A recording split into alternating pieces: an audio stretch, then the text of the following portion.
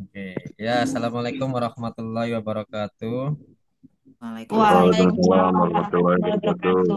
Ya, perkenalkan nama saya Desya Prianto dari kelompok 3. Waduh, screeningnya belum tampil. Ntar, Bu. Mukanya mana Pak Desi? Hah? Ntar, Bu. Nggak Screeningnya kelihatan. belum. Desi ki lanang to, gak kira ki ibu-ibu Desi ki. Ntar saya stop dulu screeningnya. Lah, Ntar saya share lagi, soalnya nggak tampil ini, Pak. Nah, nah. Ya, salah. Aduh, nggak tampil lagi. Ntar, baru Bu. Kita tampilkan dulu. Iya, belajar sendiri Ya, Ibu. assalamualaikum warahmatullahi wabarakatuh. Perkenalkan, nama saya Desya Prianto. Walaupun nama cewek, tapi jenis kelaminnya laki-laki ya Pak Ibu. Ya, perkenalan dari kelompok 3. Dari kelompok ini terdiri dari Pak Edi Martono. Ya. Yang kedua itu hadir. ada Bu Enda Susanti. Yang ketiga ada Pak Hadir. Abdul Murad. Yang keempat ada Bu Rita Yulianti. Yang kelima ada Pak Ervan Hadir. Mardiansa. Yang keenam ada Pak Rio Ya, Mas Imas Dinata. Yang ketujuh ada Ira Afrilian Septiana. Hadir. Dari kelompok kami ingin menjelaskan tentang manajemen konsistensi data dalam sistem terdistribusi. Yang pertama akan dijelaskan oleh Bu Enda Susanti untuk menjelaskan materi yang akan dijelaskan oleh kelompok 3. Akan Bu Enda Susanti. Oke, terima kasih Pak. Terima kasih atas waktunya. Baik, untuk tema kali ini kita dengan judul Manajemen Konsistensi Data dalam Sistem Terdistribusi. Untuk pertama pendahuluannya, konsistensi data dalam sistem terdistribusi adalah kondisi di mana semua salinan data yang tersebar di berbagai node, komputer atau server dalam sistem tersebut memiliki nilai yang sama pada waktu tertentu. Next. Next, Pak. Ya, loading Bu. Ya. Mengapa konsistensi data penting? Dalam sistem terdistribusi, data seringkali direplikasi di banyak lokasi untuk meningkatkan ketersediaan dan ketahanan terhadap kegagalan.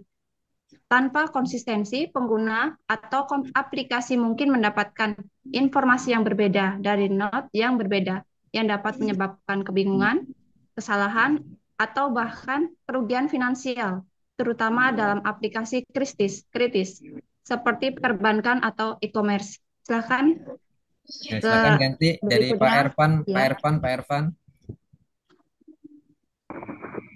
terima kasih. Saya lanjutkan model konsistensi data. Yang pertama, konsistensi kuat atau strong konsistensi. Yang kedua adalah konsistensi akhirnya atau eventual konsistensi. Dan yang ketiga adalah konsistensi kasual atau casual konsistensi. Next, Pak. Masalah yang timbul dan sering dihadapi itu adalah ada 7 masalah. Masalah yang pertama adalah rapikan data dan sinkronisasi. Kemudian yang kedua adalah partisi jaringan atau network partition. Yang ketiga adalah kondisi perlombaan atau race condition dan kontrol uh, konkuren. Yang keempat adalah kejanggalan not dan pemulihan. Yang berikutnya, retensi jaringan dan waktu. Yang keenam adalah keamanan dan integritas data. Kemudian yang terakhir, kegagalan bread time. Berikutnya dilanjut. Ya, lanjut, silakan Ibu Rita ya. Ya, terima kasih waktunya. Slide yang keenam adalah teknik konsistensi data. Yang pertama, quorum. Quorum itu adalah teknik yang menentukan jumlah minimum node yang harus menyetujui suatu operasi seperti pembacaan atau penulisan data agar operasi tersebut dianggap sah dan dapat dieksekusi. Yang kedua, Paxos adalah algoritma konsensus yang dirancang untuk memastikan bahwa sekelompok node dalam sistem terdistribusi dapat mencapai kesepakatan mengenai suatu nilai, meskipun beberapa node mungkin gagal atau tidak dapat dihubungi. Yang ketiga, RAF adalah algoritma konsensus yang dirancang untuk lebih mudah dipahami dan diimplementasikan dibanding Paxos, dengan tujuan mencapai konsistensi dalam sistem terdistribusi. RAF membagi proses konsensus menjadi beberapa sub-masalah independen seperti pemilihan pemimpin, replika lock, dan komitmen transaksi. Lanjut, Pak. Strategi manajemen konsistensinya. Yang pertama, Redminer, yaitu Redminer ini memperbaiki data selama operasi baca dengan membandingkan suatu replika.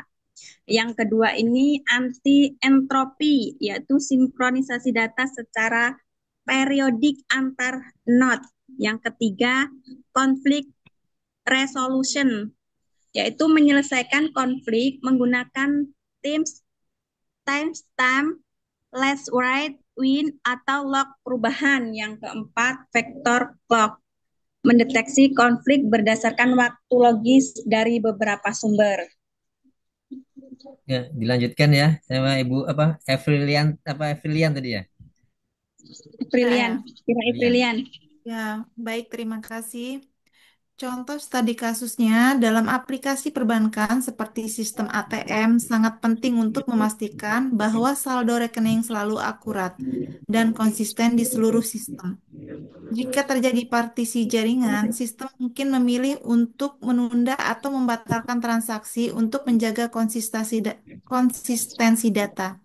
Meskipun ini berarti mengorbankan ketersediaan sementara waktu. Di next, Pak Desi. Halo.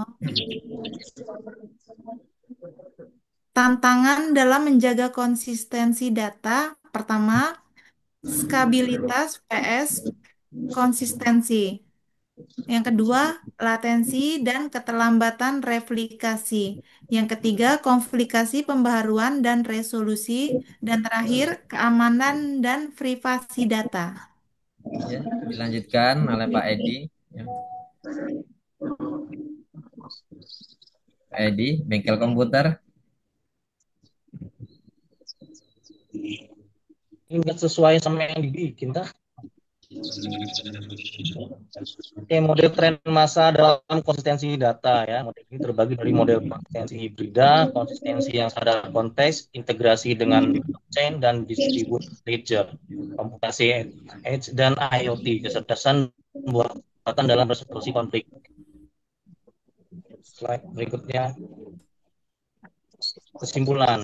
Di sini kesimpulannya adalah manajemen konsistensi data merupakan aspek krusial dalam sistem terdistribusi. Dalam praktiknya terdapat berbagai model dan teknik untuk menjaga konsistensi antar replika data dengan masing-masing memiliki kelebihan dan kekurangan tergantung pada kebutuhan sistem. Pemilihan strategi manajemen konsistensi sangat dipengaruhi oleh konteks penerapan dan trade-off terhadap availability serta partition tolerance atau CAP theorem.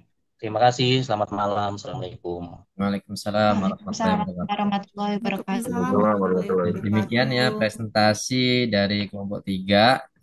Mungkin ini ada tamu satu, Bu Yopi ya tadi ya. Apa udah keluar ya? Dia Ada kayaknya udah mungkin keluar, Bu Yopi ada yang ingin ditanyakan? Bu Yopi. Enggak nyimak aja. Terima kasih, Mas.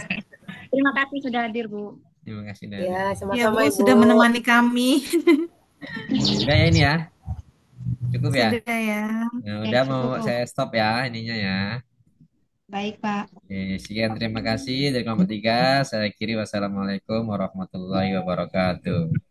Waalaikumsalam warahmatullahi wabarakatuh. Oke, nanti saya share. Nanti ada yang tugas itu ya, apa namanya, ngupload ke YouTube ya. Nanti saya share Ya. link videonya.